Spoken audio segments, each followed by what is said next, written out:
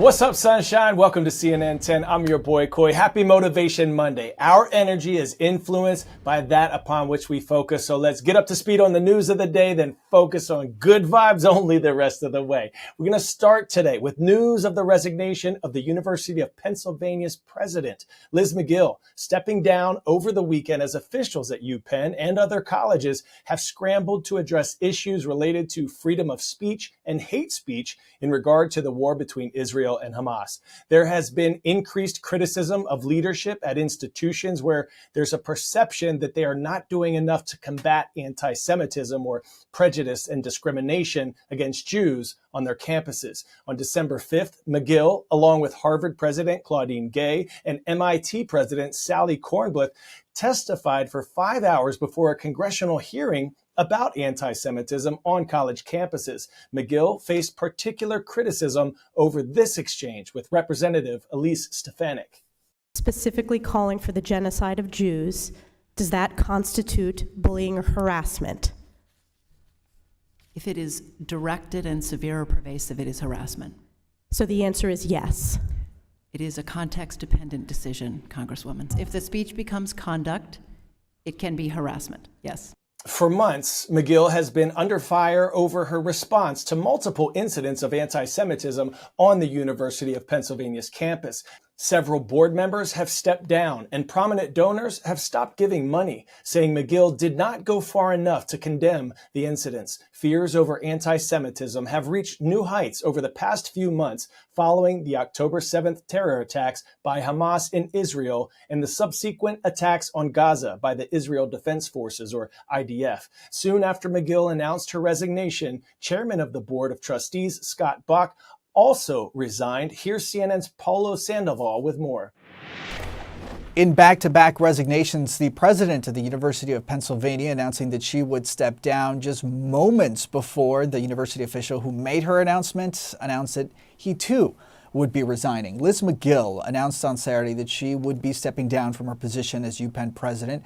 Per university statement, she will remain tenured faculty at the university's law school and also agreed to stay on board while they find an interim replacement. As we've reported before, students, faculty, even donors say that they've lost confidence in McGill after Tuesday's pretty disastrous hearing in which she, along with the presidents at Harvard and MIT, failed to explicitly say that calls for genocide of Jews would immediately violate the respective universities' codes of conduct. Now, moments after McGill's Saturday evening announcement, Scott Bach said that he too would be stepping down as chair of the Board of Trustees at the university.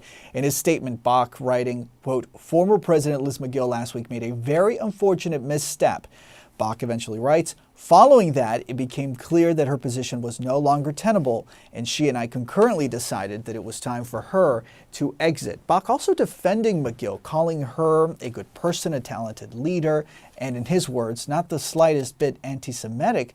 Bach also sharing some perspective about what may have been McGill's state of mind the day of this disastrous hearing on the Hill, saying that McGill was not herself at the time, that she was over-lawyered, that she was over-prepared, and that she provided a legalistic answer to what was a moral question. And that, Bach says, was wrong.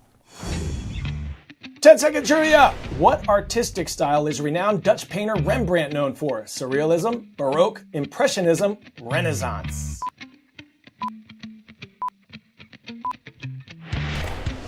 If you answered Baroque, you are bright. Baroque paintings are known for their dynamic, realistic portrayals of people, everyday life, and religious scenes. A painting valued at $15,000 just a couple of years ago has now been sold at an auction in London for nearly 14 million bucks. You ask how? Well, it's because that artwork has been identified as the work of the Dutch master Rembrandt. Adoration of the Kings, which depicts the encounter between the three wise men and the baby Jesus, has been virtually unseen since the 1950s. Originally, this painting was believed to be the work by a student or an artist close to the famous Dutch painter, but after further examination, the auction house says it's actually the work of Rembrandt, painted around the year 1628. All right, I want you to think of all the food scraps you and your family may have tossed into the trash this week. What if you could take all that waste and turn it into something useful? Well, sisters Anna and Hessa from the United Arab Emirates are doing just that, creating accessories from leftovers you might find in your kitchen waste bin. The fashion industry creates roughly 92 million tons of waste annually. Anna and Hessa's eco business is part of a growing trend of designers using creative materials like industrial waste and coffee to chip away at the industry's impact on the planet. But is it cost effective? Are these products durable? Let's find out. From this, we created this. And from this, we made this. Emirati sisters Amna and Hessa are creating leather goods from waste. People did not believe us when we told them these wallets are made from mangoes. If it ends up in the landfill, it's gonna produce carbon emissions because it's not a very suitable environment for it to compost naturally. Creating a full-on sheets from mango that was just about to get destroyed somewhere. That was the main reason that we went on and we picked that mango leather. When it comes to the cactus leather, it's a desert plant, so it essentially needs less water. What we want with basically leather made out of biomaterial is to be as sustainable as possible.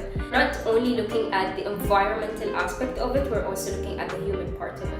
This led them to coffee beans. The coffee waste is taken from local farmers in Indonesia and local coffee shops. Cafes no longer need to just throw their waste into the landfill. They can actually give it to the factory and they can produce something new. Living in the UAE, the government is talking about sustainability, but people are not there yet.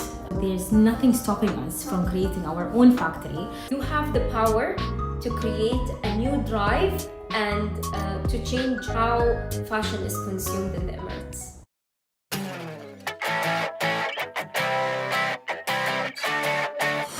Today's story, getting a 10 out of 10, is about a dog that was barking up the wrong tree. And not just barking, a 10-month-old German Shepherd puppy named Luna pawed her way up about 30 feet and got stuck. Jeannie Most tells the tale.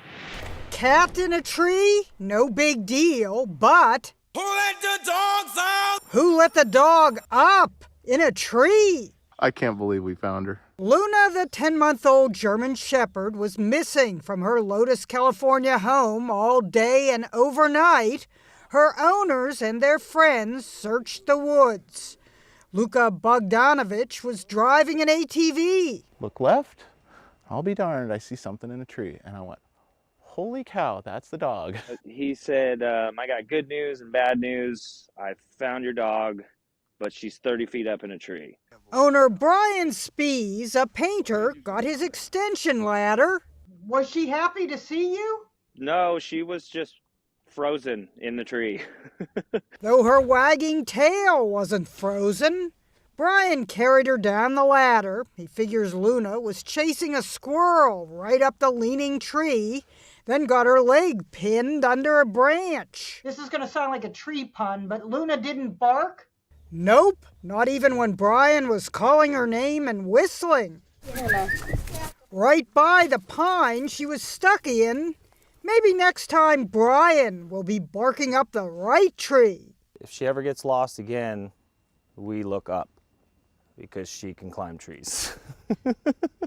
Poor Luna had a rough day. All right, lovely people, it's about that time. Before I go, I want to show some love to you. I've got a shout out going to Cardinal Ritter High School in Indianapolis, Indiana. We see you. Thanks for reaching out on our CNN 10 YouTube channel. And I've got a shout out going to McKinley STEAM Academy in Cedar Rapids, Iowa. I want to wish you an awesome day. Going out and let your light shine, everybody. I'll see you tomorrow right here on CNN